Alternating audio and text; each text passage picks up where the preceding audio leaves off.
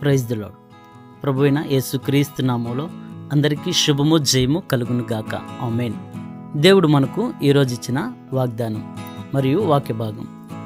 అందుకైనా మనుష్యుడు రొట్టె వలన మాత్రమే కాదు కానీ దేవుని నుండి వచ్చు ప్రతి మాట వలన జీవించునని వ్రాయబడి ఉన్నదనెను.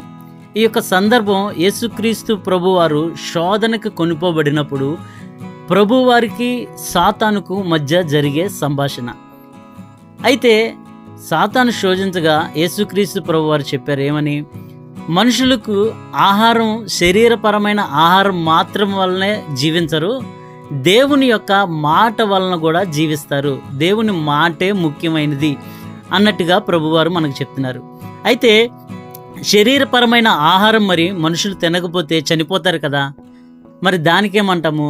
అయితే ఉదాహరణగా మనం చూస్తే పాత నిబంధన గ్రంథంలో మోషే గారు దేవుని యొద్దకు వెళ్ళినప్పుడు 40 రోజులు దేవునితో ఉన్నారు. ఆయన ప్రభువారు చెప్తున్నారు, ఆయన మాట వింటూనే 40 రోజులు ఆహారం లేకుండా బ్రతికారు.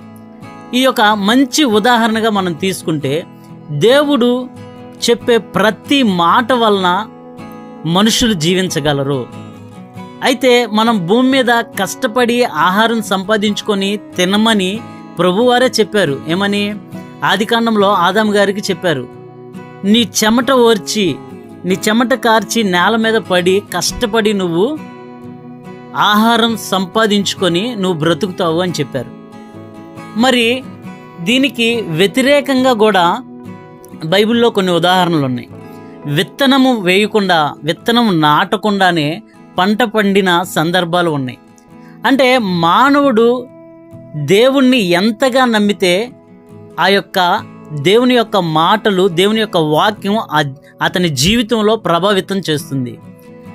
దాన్ని గమనించగలిగితే మోషే గారు దేవుని నమ్మారు, దేవునితో గడిపారు, దేవుని మాటలు వింటూ 40 రోజులు ఆహారం లేకుండా జీవించారు.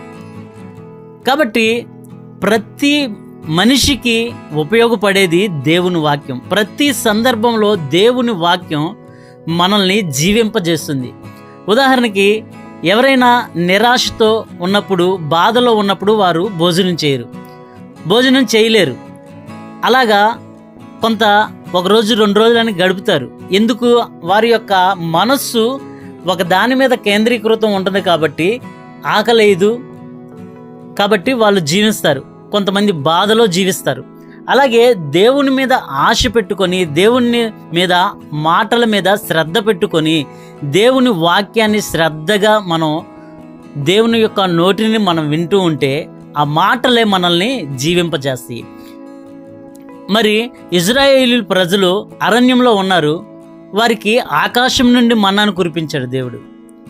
అలాగా దేవుడు తలుచుకుంటే, దేవునికి ఇష్టమైతే, మన జీవితాలు దేవునికి ఇష్టకరంగా ఉంటే మనుష్యుడు రొట్టె వలన మాత్రము కాదు కానీ దేవుని నుంచి వచ్చు ప్రతి మాట వలన జీవిస్తారని యేసుక్రీస్తు ప్రభువారే స్వయంగా చెప్పారు.